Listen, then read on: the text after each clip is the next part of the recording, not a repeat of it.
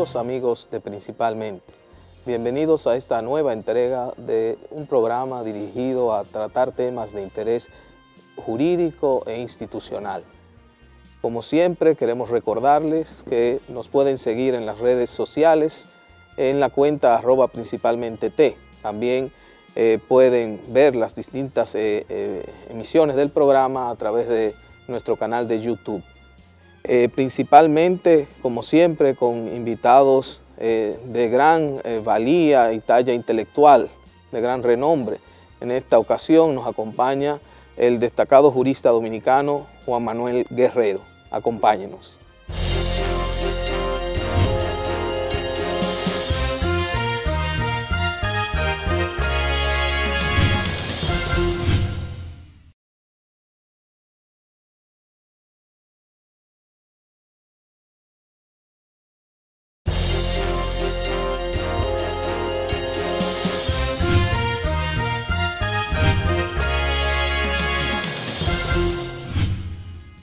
Saludos amigos de Principalmente, gracias por preferirnos.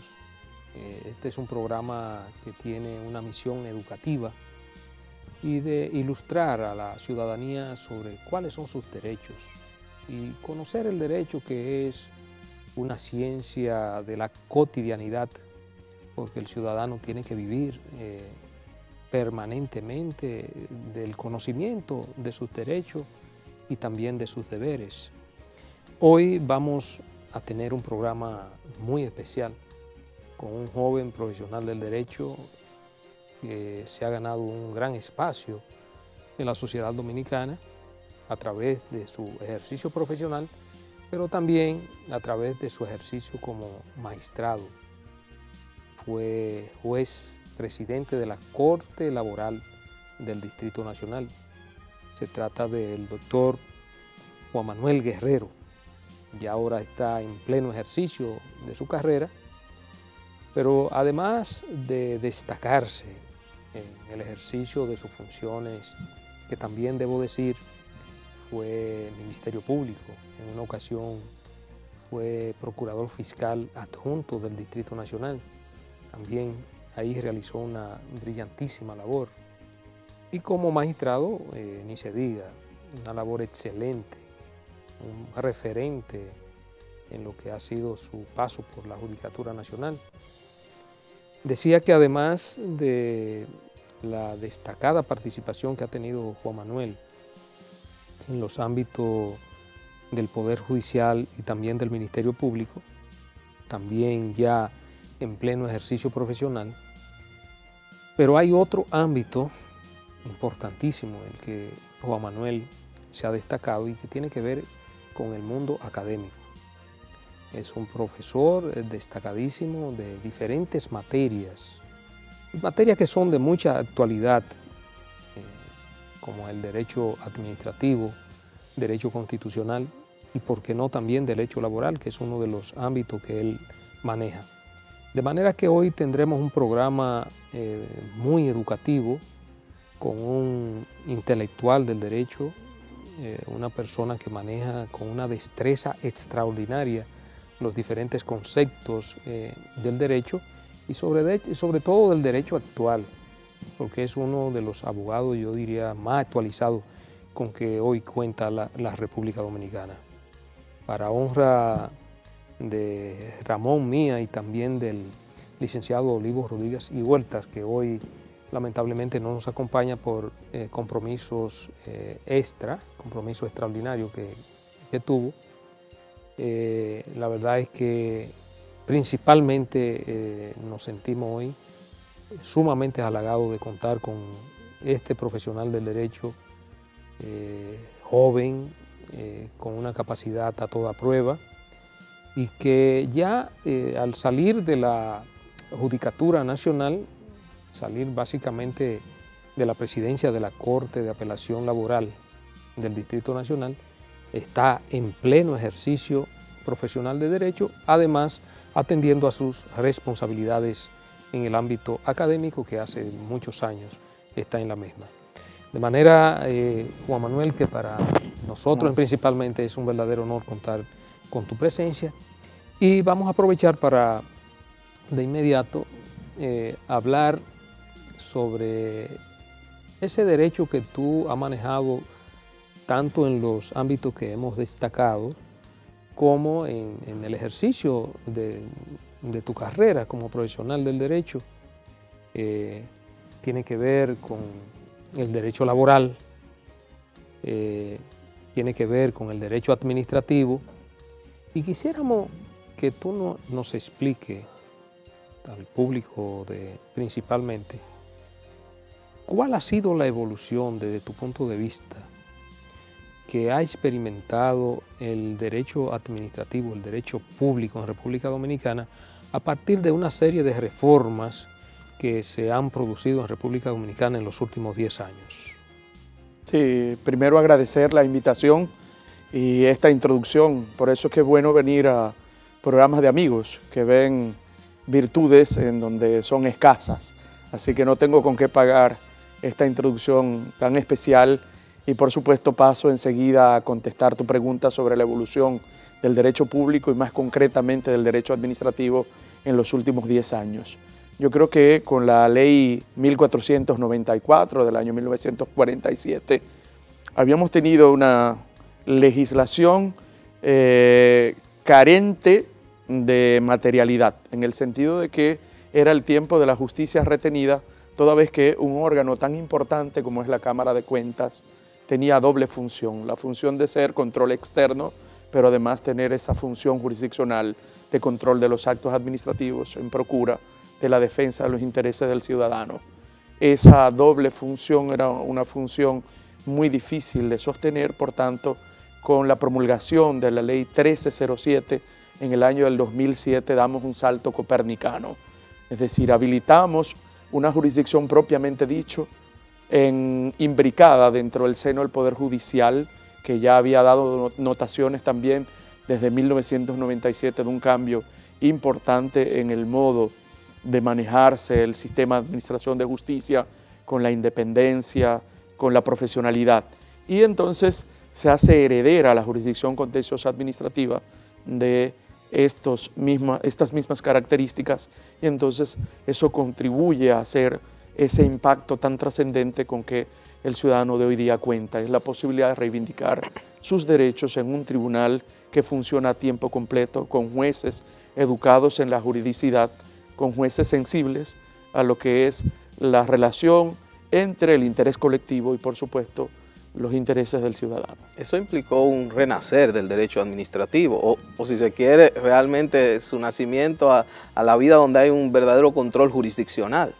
Esto ha implicado entonces que la Cámara de Cuentas se pueda concentrar en sus actividades de control y que haya jueces a donde acudir.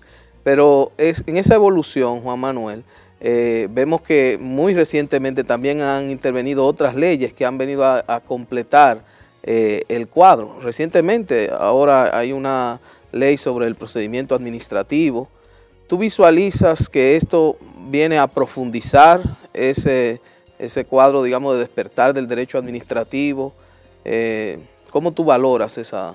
Yo creo que es una trilogía importante, sí, que lo constituye la Ley de Organización Administrativa, ahora promulgada en el 2012, ahora muy recientemente, justo en este mismo mes, la Ley de Procedimiento Administrativo, y ya en su fase definitiva, de borrador definitivo, la Ley Contencioso Administrativa, una ley que se va a encargar de lanzarnos a la posmodernidad.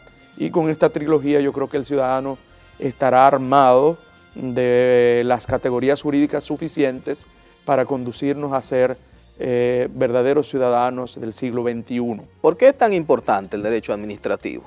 Digamos, para el gran público que nos ve, que quizás no tiene formación jurídica, ¿qué se juega en ese ámbito de la jurisdicción administrativa?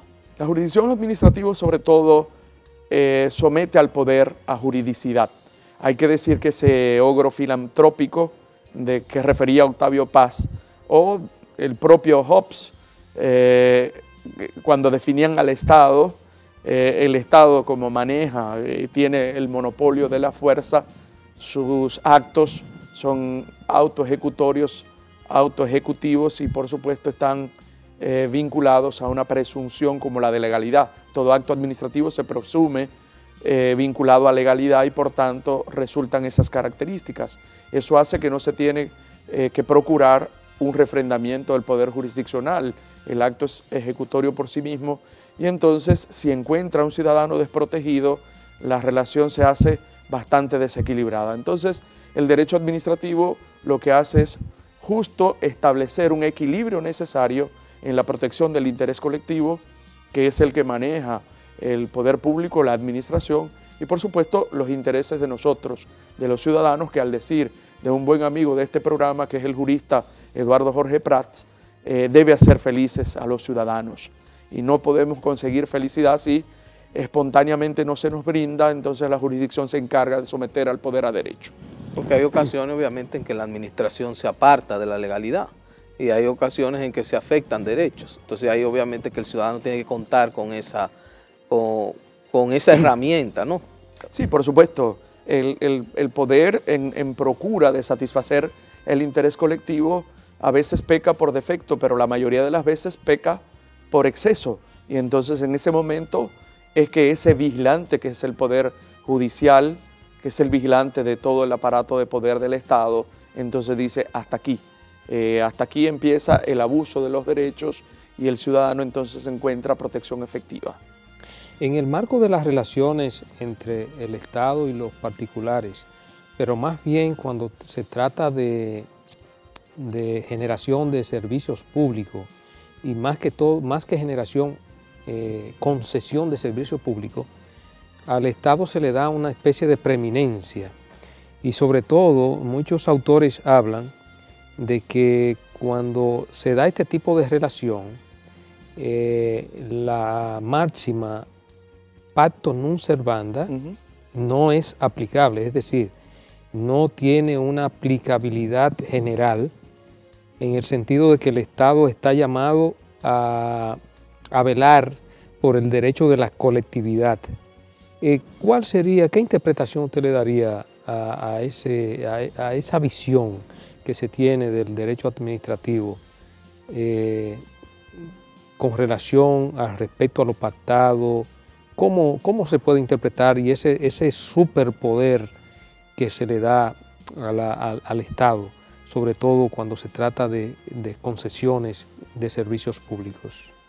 Por asuntos prácticos, Radamés, debo decir que hay dos momentos. Hay un momento histórico, que es la historia clásica del Pacta Sunt Servanda en materia de contratos de derecho público, en donde el poder, en donde la administración pública tiene un comportamiento que los autores llaman exorbitante. Ese poder exorbitante le lleva, por ejemplo, en muchos contratos a interpretar unilateralmente el contrato, a imponer sanciones unilaterales, sus actos se presumen conforme a legalidad y, por supuesto, algunos son reductos del periodo monárquico y en defensa del interés colectivo se justificó un verdadero desequilibrio que yo puedo decir abismal.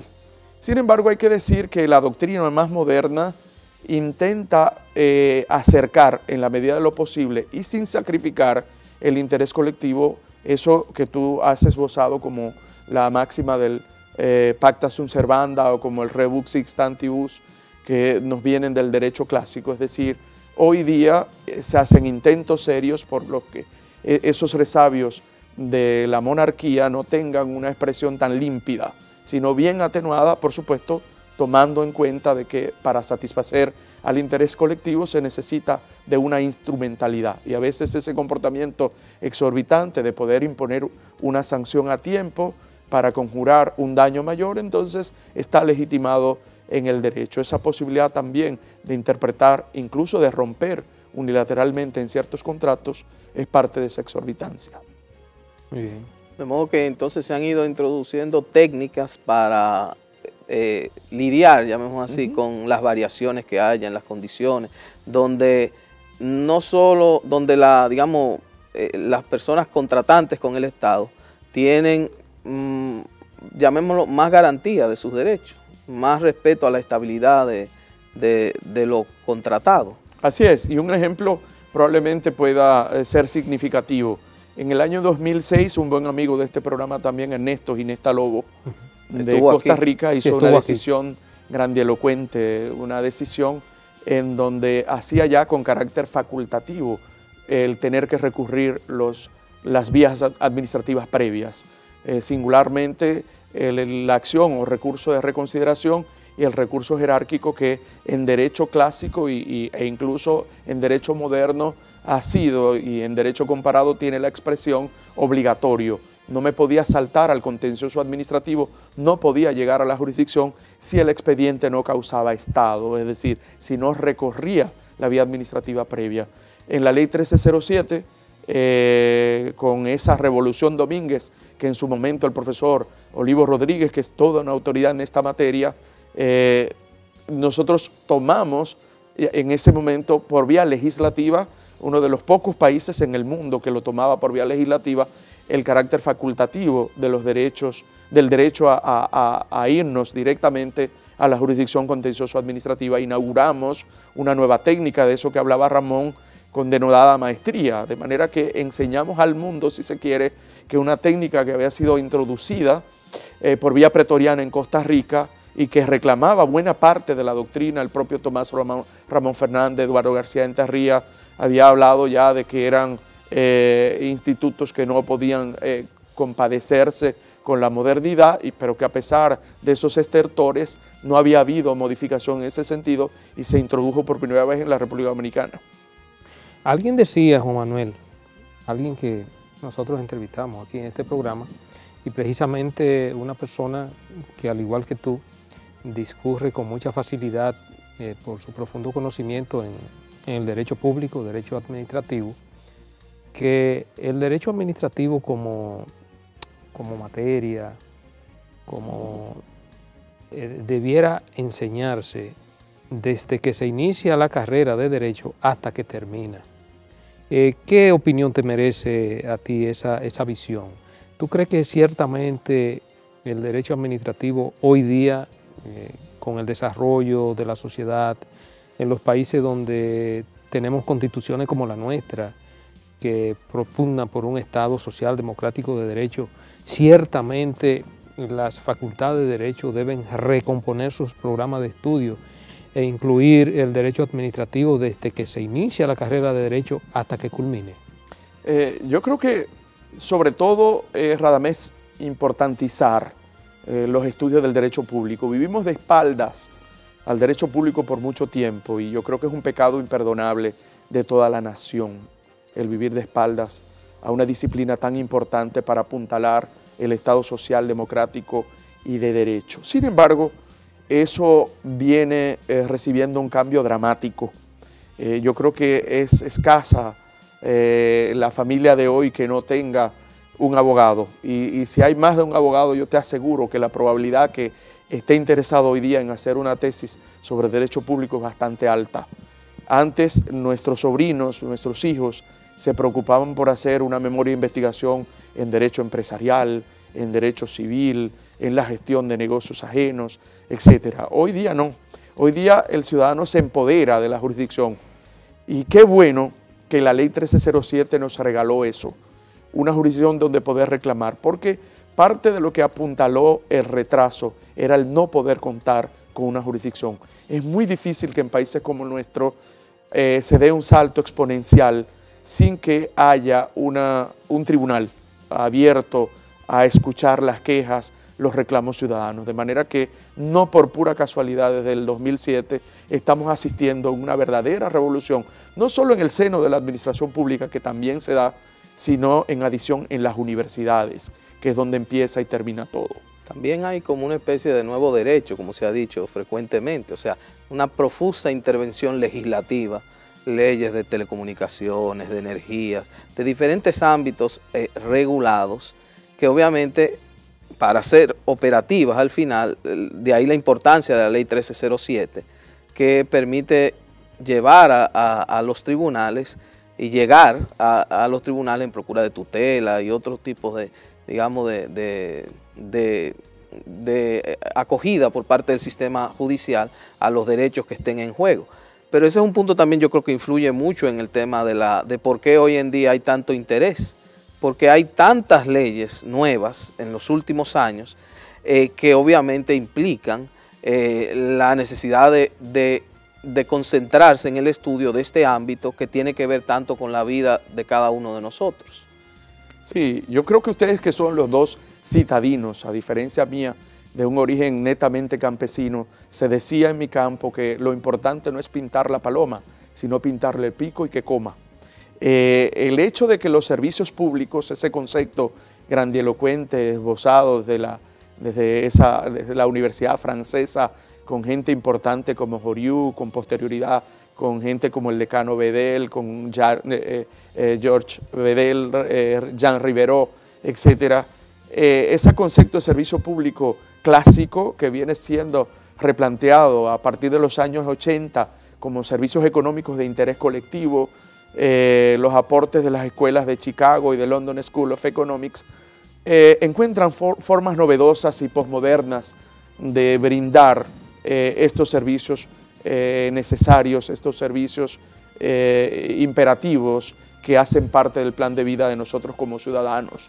Y estas formas modernas implican el hecho de que ya el Estado no los prestará directamente e incluso que excepcionalmente lo hará por vía concesional, sino que el Estado se reconvierte y ese Estado prestador de otrora es ahora un Estado árbitro y llama a las libres competencia y concurrencia a su prestación a operadores de naturaleza privada. Y eso lo sentimos nosotros en materia eléctrica, en la desintegración vertical, la sentimos en materia especialmente de telecomunicaciones, donde tenemos una veintena de prestadores de servicios telefónicos en donde uno puede escoger. Y yo creo que coincide contigo, esto es una disciplina del derecho administrativo. Algunas veces pensaba que era parte de un fenómeno que se estudia dentro del derecho administrativo, que es la huida del derecho administrativo, pero que don Eduardo García Enterría decía, aquello que parece haberse ido por la puerta, sin embargo, también parece regresar por la ventana. Debo aclararle a Juan Manuel que ambos somos campesinos. Qué bueno. El único citadino, o los únicos citadinos aquí son el licenciado Ramón Núñez y el licenciado Olivo Rodríguez y Huerta. Yo soy campesino de pura cepa, pues de la sabana de los Jiménez. Pues un 2 contra 2. Vamos a hacer una breve pausa, queridos amigos televidentes, y regresamos de nuevo con Principalmente.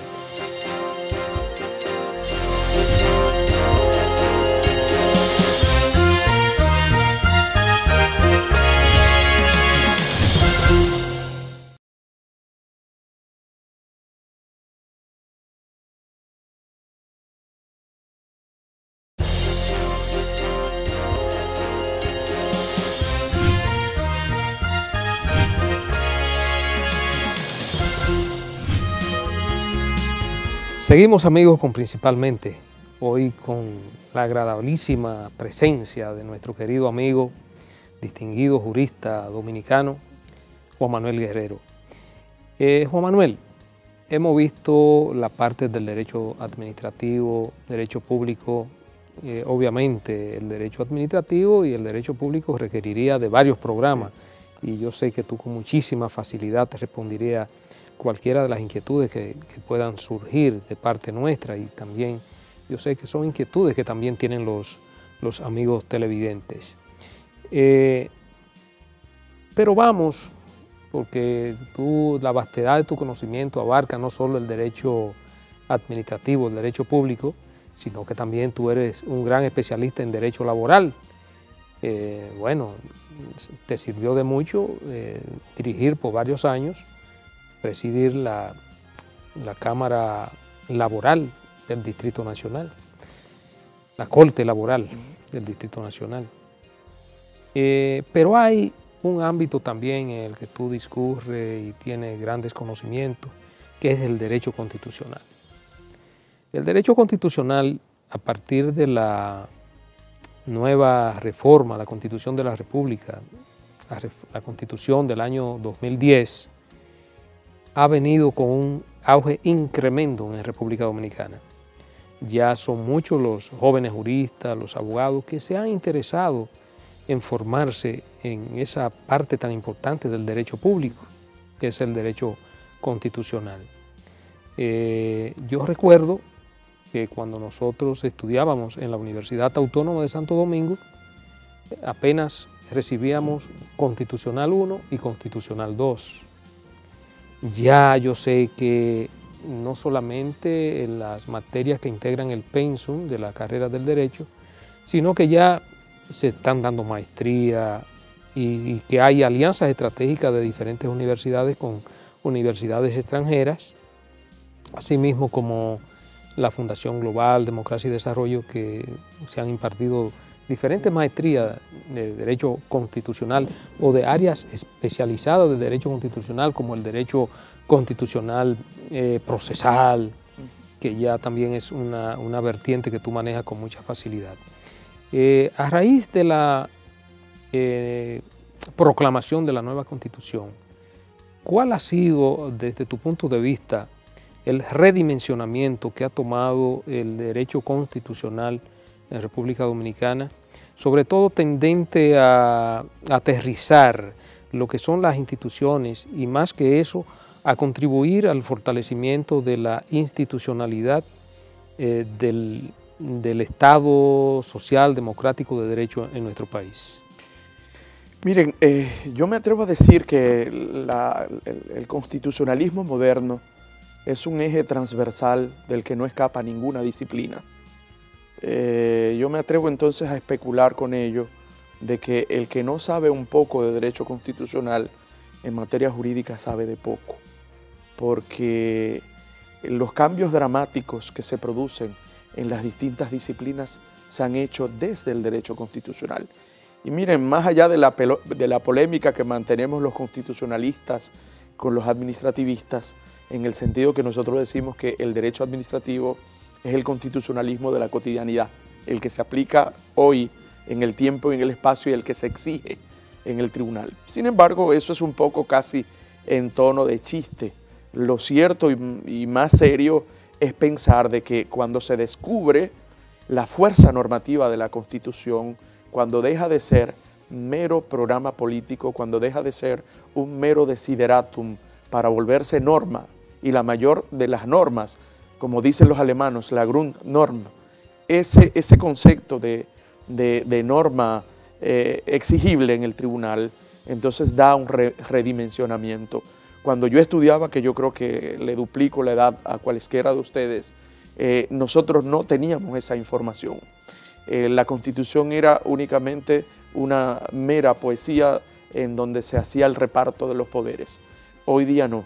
Hoy día la Constitución tiene una fuerza viva, es una fuerza latente y que permea todos los espacios de la juridicidad, el derecho penal, el derecho laboral, el derecho procesal. Los procesalistas que se creían por encima del bien y el mal han tenido que sucumbir ante la fuerza expansiva del constitucionalismo moderno, que crece, por supuesto, apuntalado muy de cerca por el concepto de derecho fundamental. Es decir, hay unos derechos que no son solo constitucionales, sino que tienen una eficacia adicional que tiene que ver un poco con el sistema de garantía agravada.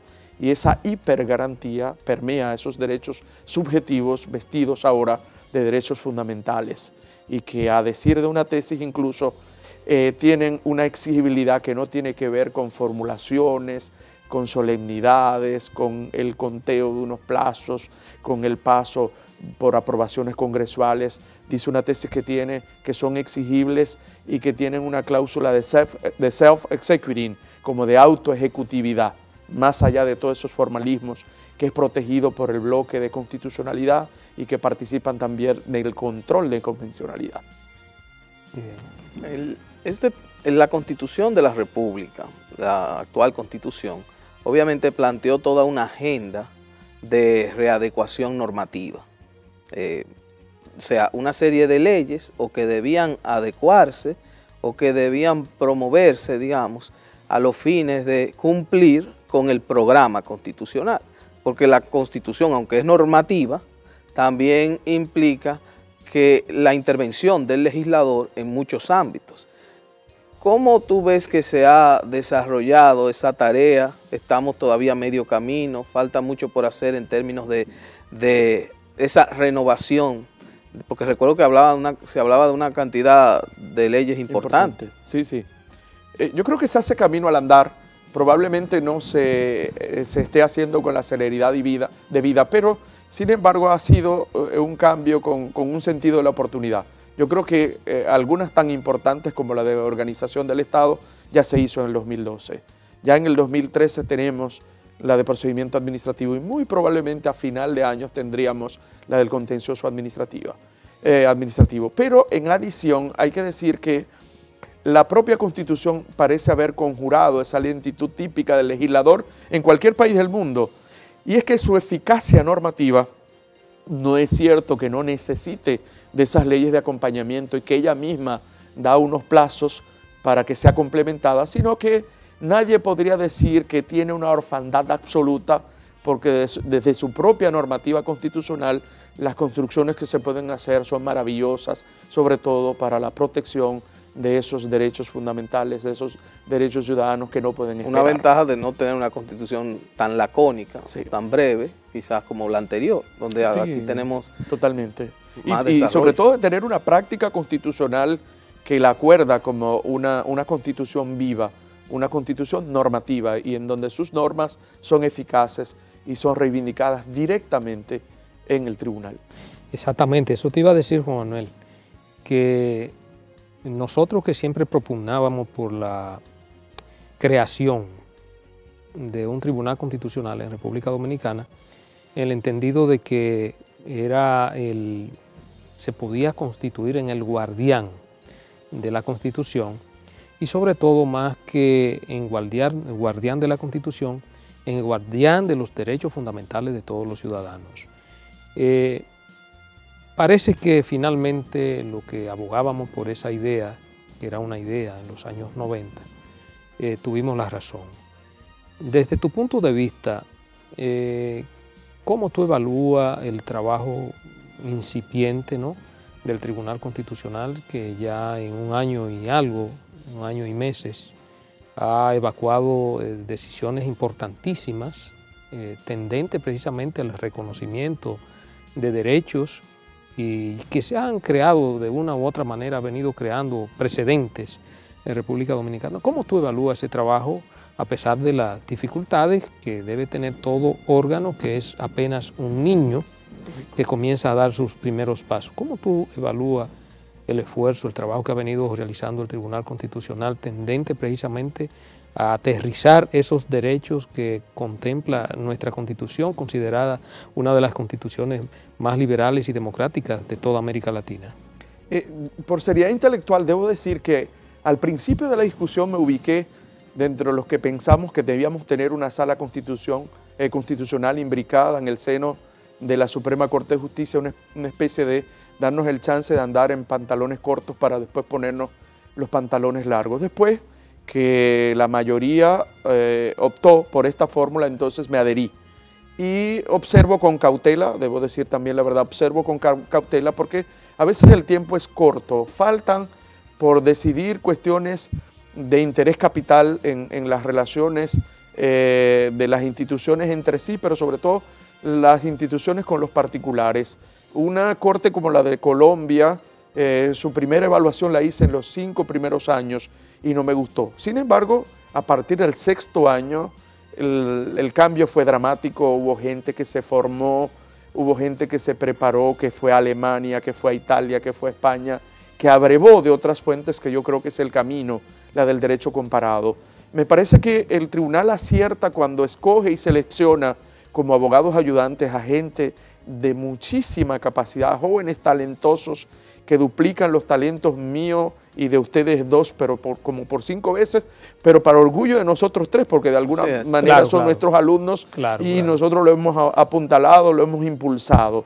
De manera que de ahí yo empiezo a tener un poco de fe en quienes se han rodeado para que sean sus abogados ayudantes, gente liberal, gente que es capaz de estudiar, gente que es capaz de examinar el derecho comparado, y aguardo para que haya un periodo mayor para entonces hacer una especie de precalificación con unos 3 años y poder contestar con mayor eficiencia esta pregunta. De todas maneras, Juan Manuel, hemos visto, ya uno como espectador desde fuera, hemos visto que ciertamente ha habido como una especie de inquietud por parte de los jueces del Tribunal Constitucional en términos de lo que tiene que ver con su adecuación y preparación hemos visto permanentemente el desarrollo de seminarios, de talleres y la participación de una gran cantidad, de casi todos los miembros del Tribunal Constitucional en foros internacionales, en búsqueda de eso que tú dices que es clave y fundamental, en búsqueda de buscar experiencias en otros países que ya tienen precedentes por los años que tienen sus tribunales constitucionales en ejercicio y como tú dices, se va construyendo, las cosas se van construyendo. Yo creo que en ese sentido observo yo como un espectador desde fuera y sobre todo como compromisario de que ese órgano, ese Tribunal Constitucional, porque fui humildemente desde mi ladera uno de los patrocinadores de que el mismo estuviera en República Dominicana. Tienen un gran líder también, Radamés, ahí. Sí. Yo creo que Milton Ray es un intelectual primero y luego un gran jurista, pero sobre todo un gran líder. Y un gran líder que tiene la visión de saber el momento en que vive, de saber que los tribunales constitucionales ordinariamente tienen una conformación muy heterogénea y que el liderazgo es fundamental. Y el hecho de que por aquí pasen juristas de altísima talla, aquí han estado juristas como Klaus Roxin, que es un gran referente en el derecho penal universal, que hizo posible la condenación de Fujimori en el Perú u otras condenaciones célebres en el Tribunal Penal Internacional, ha pasado por ahí, el doctor Eto Cruz, juristas importantes de distintas universidades. Lucio Peroraro han estado ahí, H. Esquiaga Anuzas, mi profesor. O sea, a mí me parece que cuando hablamos de hacerlo bien y de encontrar los mecanismos por hacerlo bien, infiero que se hace de la mejor manera y es enfrentando el método científico. Así es. También dentro, aunque quizás es temprano para evaluar, hay decisiones, digamos, notables en que uno ya empieza a ver, por ejemplo, mayor control sobre algunas actividades. Me recuerdo, por ejemplo, la sentencia 48, el 48 del 2012, donde se hace énfasis en la importancia de respetar el debido proceso aún en actividades administrativas, controlando incluso actos del presidente de la República. Hemos visto decisiones en las cuales se ha hecho el control de las decisiones de la Suprema Corte de Justicia, cuestiones relativas a defectos de motivación. Y yo creo que lo más importante también es que estamos construyendo esa cultura. Entonces hay toda una labor de promoción cultural, de crear la cultura de la que habla el profesor Milton Ray Guevara cuando él recuerda aquella frase de vivir en Constitución, que precisamente yo creo que eso es lo que nos espera en estos años. Y tal como tú señalas con el liderazgo del profesor Ray Guevara, obviamente que yo creo que es la persona ideal para instalar un tribunal como el Tribunal Constitucional, porque eso yo creo que hay que resaltarlo bastante. Es que es un tribunal que surge nuevo en una escena que ya estaba ocupada, digamos, por el Poder Judicial tradicionalmente. Y el liderazgo es fundamental para el establecimiento. Y yo coincido plenamente contigo, Juan Manuel. Y yo no sé si ustedes me darían razón. Yo no quisiera que solo fuera ni Milton Ray ni el Tribunal Constitucional quien hiciera un espacio de constitucionalidad. Yo asumo mi reto y a ustedes les falta asumir su reto. Es decir, la Constitución la conformamos todos. Claro. El espacio de constitucionalidad es parte de la cotidianidad y tenemos que vivir en Constitución, como decía Ramón ahorita, y no tirarle ese muerto tan pesado a un solo órgano. Yo creo que es un compromiso de todos y de todas, de vivir a propósito de la Constitución, guiados por la Constitución, respetando la Constitución o encarando lo que son las sanciones condignas cuando violamos lo que son sus espacios, sus valores, sus axiomas.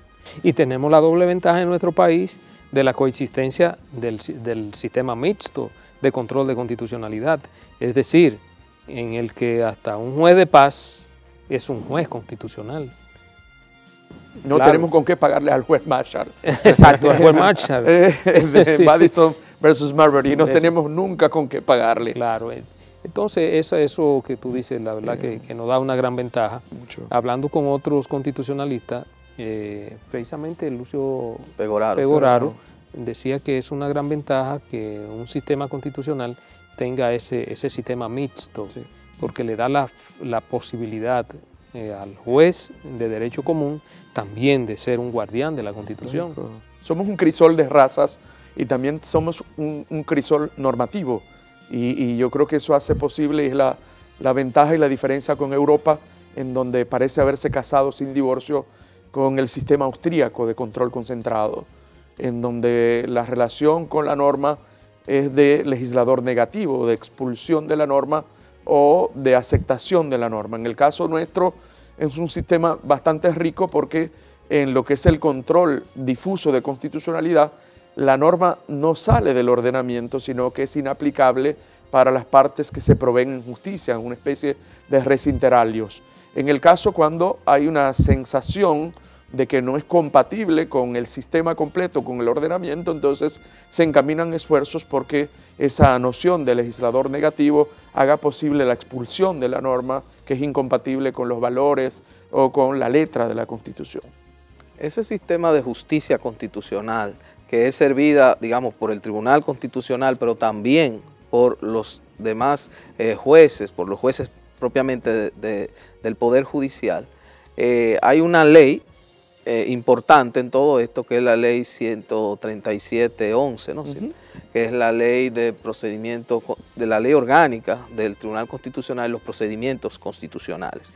Y ahí hay toda una regulación en materia de amparo, en materia de cada una también de los ámbitos de competencia del Tribunal Constitucional. Y hay unos principios que gobiernan esa justicia constitucional. Me gustaría tu valoración sobre el texto de la ley que ya tenemos y también sobre cómo están regulados ahí los procesos de amparo, el tema de la revisión, muy brevemente. Sí, esos principios que son mandatos de optimización que suponen alcanzar unos supuestos de hecho bastante más ambiciosos que los que puede cubrir la norma singularmente esbozada, se resumen en esa ley 137-11 orgánica del Tribunal Constitucional y de los procedimientos constitucionales.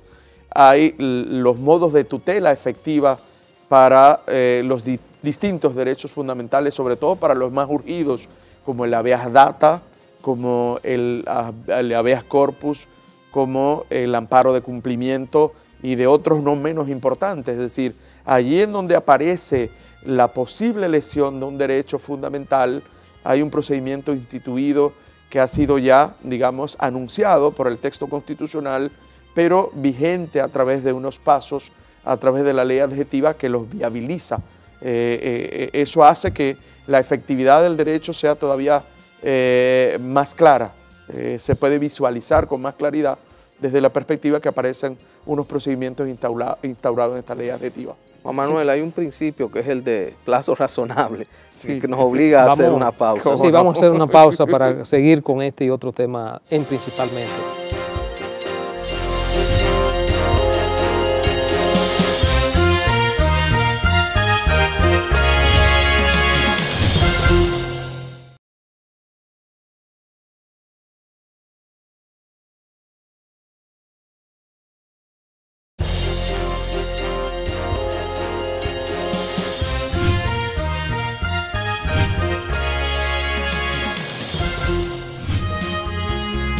Seguimos, amigos, con principalmente.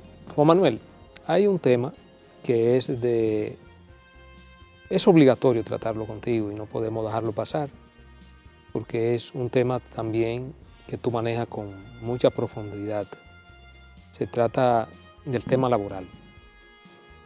Primero por tu condición, tu ex condición de juez laboral durante muchos años, pero además un tema que tú has discurrido y como académico también has impartido esa docencia en la universidad. Se está hablando de hace un tiempo, cierto tiempo, de una reforma al Código Laboral de República Dominicana. ¿Qué tú entiendes serían los aspectos más trascendentes, más importantes del actual Código Laboral de República Dominicana? Que estarían llamados, dada la circunstancia, la actual coyuntura, a ser tomado en cuenta para una modificación? Yo pido una licencia a ustedes como productores y es la posibilidad en este momento de reconocer mi gran maestro del derecho laboral, Ramón García in memoriam. En segundo lugar, agradecerles porque me tocan una fibra bastante sensible. Yo he hecho una vacatio ética de no ejercer en los tribunales laborales al menos por 2 años, por razón de un liderazgo que mantuve en la Escuela de la Judicatura, de alguna manera compartiendo e intentando construir conocimiento en ese gran laboratorio con unos compañeros a los que uno ama entrañablemente. Y este programa me da la oportunidad de conversar de estos temas en un ámbito que sí puedo hablar. Yo creo que 17 años de justicia laboral de alguna manera legitiman a uno para compartir por lo menos reflexiones. Me parece interesante, Radamés, la pregunta. Hay que recordar que el Código de Trabajo fue un código de consenso en donde no se le impuso a nadie. Fueron unas discusiones importantes bajo el liderazgo de Monseñor Agripino Núñez Collado, sentados varias horas, cientos de horas en mesas de trabajo, y cada artículo de eso obedeció a una posición consensuada. Obvio, el tiempo es el implacable y entonces hace que los institutos se vuelvan lentos, que haya necesidades de cambio porque en la vida todo cambia, y entonces yo creo que hay cosas que sí. Hay que pensar que, por ejemplo, en materia de jornada nuestro código es bastante inflexible. Hoy día la producción examina nuevas fórmulas de producción que se han estudiado desde los ámbitos gerenciales y que el derecho del trabajo se vuelve rígido ahí. Hay unos plazos muy cortos para cumplir, por ejemplo, el depósito del duplo para suspender los efectos ejecutorios. Ese plazo es bastante corto y son cosas que yo creo que deben cambiar positivamente. El hecho de que pueda también por vía sindical y con el apoyo del sindicato carenciarse derechos para cuando hubiese una sensación de descalabro económico importante, y a propósito de la crisis debe haber un poco más de flexibilidad ahí. Sin embargo, yo creo que una reforma no debe incluir nunca la posibilidad de que los trabajadores como masa, como colectivo, pierdan ninguna de las conquistas que se han venido enarbolando desde 1919 con la paz de Versalles, sobre todo si pensamos que cerca del 70% de los dominicanos tiene un salario inferior a 10.000 pesos. Lo que no sería coherente con la proclamación constitucional de un Estado social de derecho, social y democrático de derecho, ¿no? Así es. Pero de todos modos tú sí reconoces que hay posibles cambios en los cuales se podrían operar en el Código de Trabajo sin afectar su núcleo duro, llamemos así, las grandes conquistas. Yo casi no concibo ningún espacio social que no esté sujeto a cambio. Nosotros cambiamos, la vida cambia, el impulso tecnológico ha provocado y ha hecho reacción en fórmulas de producción novedosa, en el modo de la prestación del trabajo, en los espacios necesarios para que el trabajador construya su proyecto y su plan de vida, su realización. Y yo creo que está todo sujeto a cambio. Yo he escuchado que se plantea que la competitividad de las empresas se ve afectada por este régimen laboral. Hay una discusión también sobre la cesantía. ¿Tú has reflexionado sobre esos puntos con el tema de la seguridad social o de los fondos de pensiones? Hay toda una discusión detrás de la discusión del Código Laboral. Yo creo que se impone una reingeniería económica, obvio, algo que no se puede soslayar, nunca carenciando el derecho del trabajo y su carácter progresivo. Nos enseñaba ese profesor eterno que fue Ramón García Gómez. Es un edificio sobre el que se puede siempre construir y nunca excavar. Sin embargo, yo creo que el replanteamiento de cuestiones económicas, de la reformulación de la cesantía, si se cambiase, por ejemplo, por fórmulas garantistas de una fianza especial debidamente asegurada. Nosotros hemos logrado, por ejemplo, en materia laboral, que el duplo de las condenaciones sean garantizadas por fianzas, pero son fianzas de fiel ejecución, pagaderas a único requerimiento y en donde el colectivo de los trabajadores ha sentido suficiente garantía como para amorigerar el artículo 539, que por ejemplo para las micro y pequeñas y medianas empresas a veces es suficientemente duro, pensándose que una sentencia de primer grado podría tener una cierta vocación a ser reformada por las Cortes. Muy bien.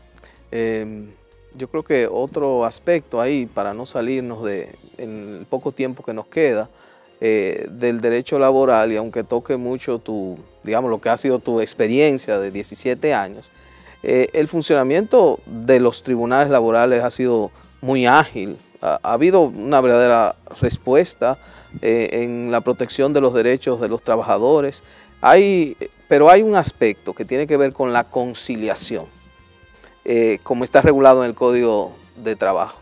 Y no sé si tiene que ver con la cultura del litigio, pero normalmente uno no va a conciliar a un sitio con la toga puesta, que es como, digamos, es el uniforme de combate. Sin embargo, hay unas audiencias de conciliación que parecen haberse quedado en formalismo. ¿Amerita algún tipo de intervención legislativa ese preliminar de conciliación? Probablemente sí. Yo creo que la mesa quedaría abierta para rediscutirse. Hemos tenido preliminares de conciliación por la vía simplemente administrativa. Cuando la cambiamos era porque acusaba algunas falencias, medio la juridificamos y también tiene falencias importantes. Menos del 7% de los casos que llegan al tribunal se concilian. Obvio, ese número pudiera estar afectado también, y ustedes saben como juristas los dos de larga data y de mucha presencia en los tribunales, que cuando una parte decide apoderar al tribunal, la decisión suele ser firme.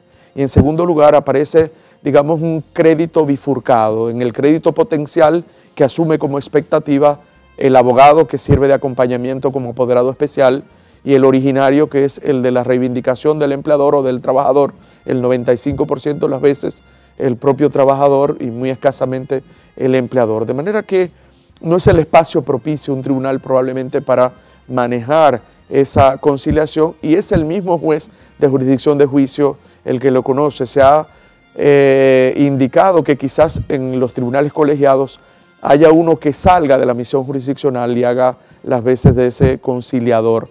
Es necesario también que se entrenen a los vocales en la solución alterna de los conflictos. Yo creo que ese espacio puede ser replanteado también. La verdad es que una hora es absolutamente insuficiente para tratar tantos temas importantes con el doctor Juan Manuel Guerrero.